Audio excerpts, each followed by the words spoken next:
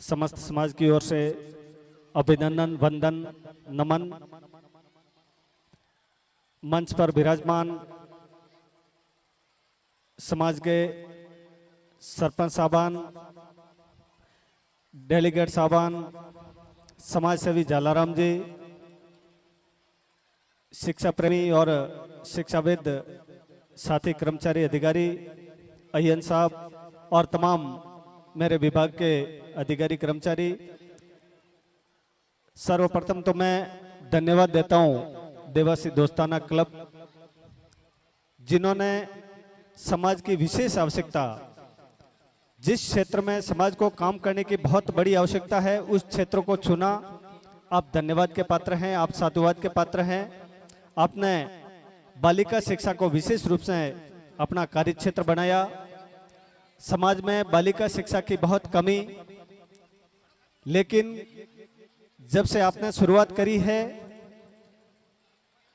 विगत तीसरा ये कार्यक्रम जिसमें सम्मिलित होने का अवसर मिला, और आपको धन्यवाद और आभार व्यक्त करते हैं कि हमारे वडीलों की संख्या में तुलना में माता बहनों की संख्या ज्यादा है। आपकी उपस्थिति को नमन करते हैं। आपकी यहाँ कार्यक्रम में आने और यहाँ उपस्थित रहकर गुरुजनों का और विद्वानों का भाषण श्रवण करने का अवसर मिला।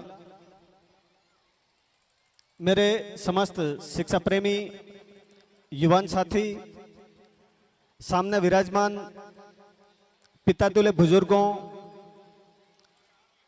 और ये नन्ही मुन्नी बालिकाएं, जिनके सम्मान के लिए ये कार्यक्रम आयोजित हुआ, आपकी उपस्थिति को पुनः नमन। मेरा तमाम विराजमान वडीलों से निवेदन कि आज का जमाना शिक्षा का जमाना है। नेल्सन मंडेला, जो संपूर्ण विश्व में अपनी स्पष्ट राजनीति के लिए जाना जाता है, उन्होंने अधिकतर समय जेल में बिताया। उन्होंने अपना अधिकतर समय समाज सेवा के लिए लगाया। उन्होंने एक बात कही थी कि वर्तमान में यदि सबसे बड़ा हथियार है जिससे दुनिया को जीता जा सकता है, तो वो है शिक्षा। शिक्षा बहुत बड़ा साधन है, और आज का जमाना शिक्षा का जमाना है, तकनीकी का जमाना है, विज्ञान का जमाना है। इस बौद्धिक युग में जो परिवार शिक्षा से आंचल जोड़ेगा, जो परिवार शिक्षा में अपने बच्चों को लगाएगा, वो निश्चित रूप से उस परिवार का कल का भविष्य बहुत सुरक्षित है। तो तमाम वडीलों से, युवान साथियों से और मातृशक्ति विशेष रूप से उनसे निवेदन है कि अपने बच्चों को अधिक से अधिक शिक्षा दिलाएं। और तमाम बातें हमारे गुरुजन और जो राष्ट्र संत के रूप में विख्यात तीर्थगिरी जी बावसी ने बड़े विस्तार से एक एक विषय को बड़े विस्तार से बताया, और आपकी अपनी भाषा में, आपकी अपनी शैली में, जिसके लिए वे जाने जाते हैं, उन्होंने बताया। शिक्षा बहुत बड़ा शब्द है। शिक्षा से ही समस्त विषय जुड़े हुए हैं। जो हम जिनको कुरीतियां कहते हैं, वे सब कुरीतियां शिक्षा के अभाव के कारण है। शिक्षा जब आ जाएगी, तमाम चीजें अपने आप हट जाएगी।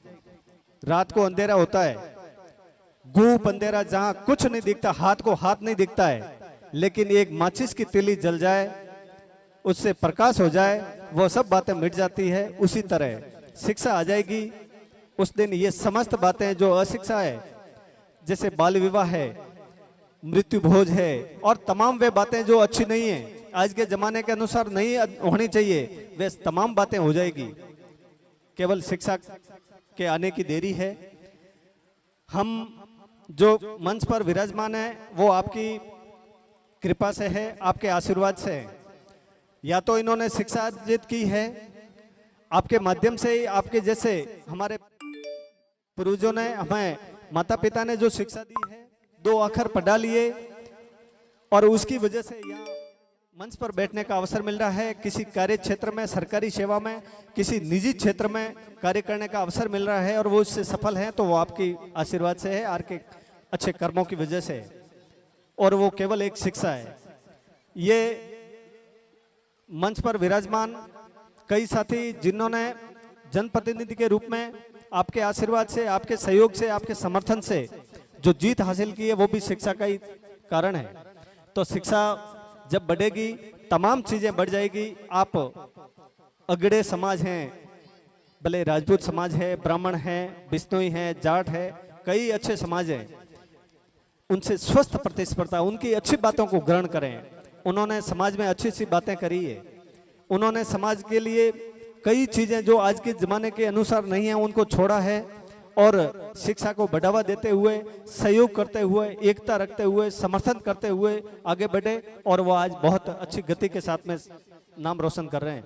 तो तमाम उन समाजों की अच्छी बातों को ग्रहण करते हुए, उनसे स्वस्थ प्रतिस्पर्धा, उनसे भेदभाव करते हुए नहीं, उनसे सहयोग लेते हुए, उनकी अच्छी बातों को ग्रहण करते हुए अच्छी भावना के साथ आगे बढ़ेंगे। निश्चित रूप से हमारा समाज, चूंकि हमारा समाज बहुत सामर्थ्यवान समाज है, एक निडर समाज है, धर्म और कर्म में विश्वास रखता है, जहां धर्म में अनन्य आस्था के साथ में जीवन यापन करता है, साथ ही कर्म में भी विश्वास करता है, कठिन से कठिन परिश्रम से भी नाता रखता है। तो ये समाज किसी भी परिस्थिति में पिछड़ नहीं सकता, मात्र शिक्षा की आवश्यकता है और शिक्षा जब आ जाएगी निश्चित रूप से ये समाज कल बहुत बड़ा नाम रोशन करेगा। आज बालिकाएं विराजमान है, मेरा तमाम अभिभावकों से, मातृशक्ति जो विराजमान है उनसे निवेदन है कि इन बच्चियों में शिक्षा की घूंटी पिलाएं और ये बच्चियां जब आगे बढ़ जाएगी तो परिवार में बहुत बड़ा एक आंदोलन शिक्षा के प्रति एक भावना पैदा होगी और हर परिवार में जब बालिकाएं पढ़ेगी बच्चे निश्चित रूप से अपने आप पढ़ लेंगे।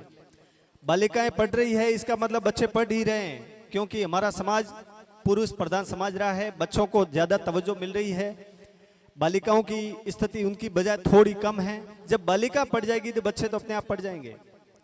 और एक और निवेदन, दूसरे समाज, आज विज्ञान का युग है, विज्ञान की पढ़ाई कर रहे हैं और उनकी पढ़ाई लिखाई अच्छे स्तर पर किस प्रकार हो उसके लिए जितना भी धन लगाना चाहें वो लगाते हैं, जितनी आवश्यकता है वो लगाते हैं। और आज मैं चूंकि सांचौर क्षेत्र से आता हूं, वहां बिश्नोई समाज है, चौधरी समाज है, हर परिवार एक महिला को वहां कोटा में, जयपुर में मकान किराए का दिलवा दिया। 2-3 बच्चे, 2 बच्चे खुद के हैं, एक बच्चा भाई का है, देवर का है, भतीज है, कोई भाणेज है, किसी को लेके वहां बैठी है और वो आराम से शिक्षाएं दिलवा रही है, क्योंकि वहां शिक्षा की अच्छी व्यवस्था है। कोटा में 1000 परिवार बैठे हैं ऐसे जो हमारे मात्र सांचौर से हैं। और जब भी रिजल्ट आता है उस क्षेत्र के बच्चे डॉक्टर में हजारों निकलते हैं, हर साल निकलते हैं। आज नीट का एग्जाम भी है, आज नीट का एग्जाम डॉक्टर बनने की प्रथम परीक्षा जो सीटी होती है वो परीक्षा है। हजारों परिवार वहां बैठे हैं और वो 1 साल नहीं, 2-2, 5-5 साल तक लगातार बैठकर जब कोई शिक्षा अर्जित करवाएगा, खर्च करेगा और बच्चा अच्छे लेवल पे पढ़ेगा, निश्चित रूप से उसका भविष्य उज्जवल है। और आप एक गिनती कर लें कि अपने बच्चे कितने हैं और फिर रिजल्ट आता है तब अपनी निराशा होती है कि एक भी बच्चा नहीं हुआ है। कारण क्या है? यही कारण है कि अपन जहां शिक्षा मिल रही है वहां तो पहुंच ही नहीं पा रहे हैं, जहां यहां पढ़ रहे हैं ये बहुत कम लेवल की शिक्षा है। यहां भी नाता जोड़ें।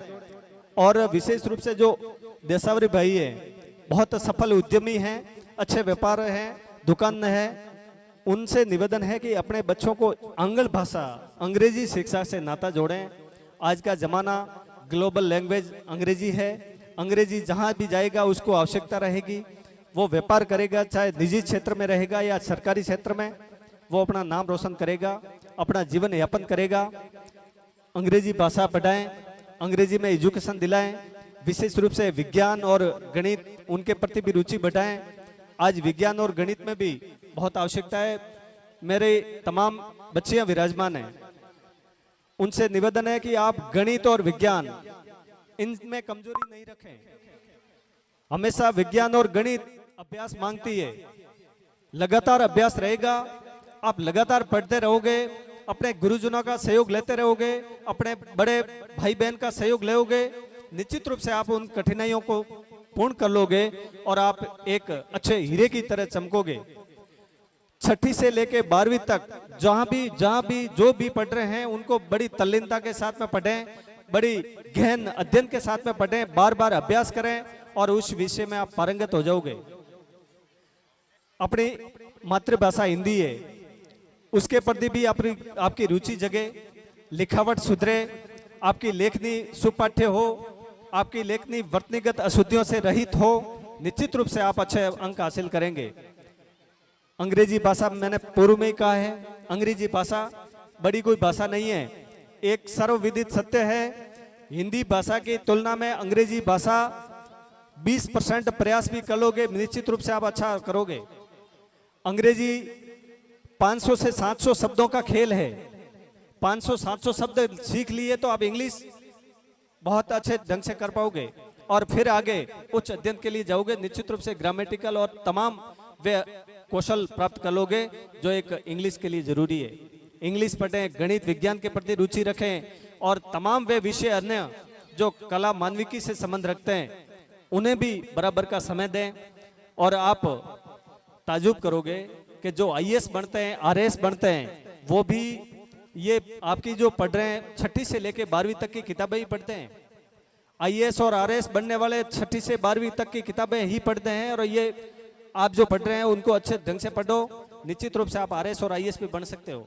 सपने रखो, अच्छे सपने रखोगे और उनके प्रति निरंतर प्रयास में रहोगे। आप जिस कक्षा में पढ़ रहे हो उसको बड़ी तन मन से पढ़ें, गुरुजनों का सहयोग रखें और गुरुजन का विशेष रूप से सम्मान रखें, हद से ज्यादा सम्मान करें। गुरुजन अच्छे से अच्छा और पूरा समय देते हुए आपको निश्चित रूप से पढ़ाएंगे और आपके भविष्य के बारे में और भी आवश्यकताएं होगी, कहीं जरूरत होगी, निश्चित रूप से आपको गाइड करेंगे और आप अपने परिवार का नाम रोशन करेंगे। एक आगामी समय गुरुजन पधारे, आपका मैं वंदन करता हूं, नमन करता हूं। आगामी समय ये साल चुनावी साल है, इस बात को न भूलें, ये महत्वपूर्ण वर्ष है। हमारे जालाराम जी ने इस विषय को बहुत अच्छे ढंग से बताया।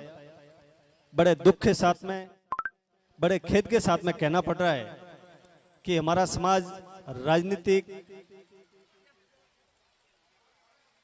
समझ की कमी, आपसी सहयोग की कमी, आपसी तालमेल की कमी या कई और कमियां रही होगी,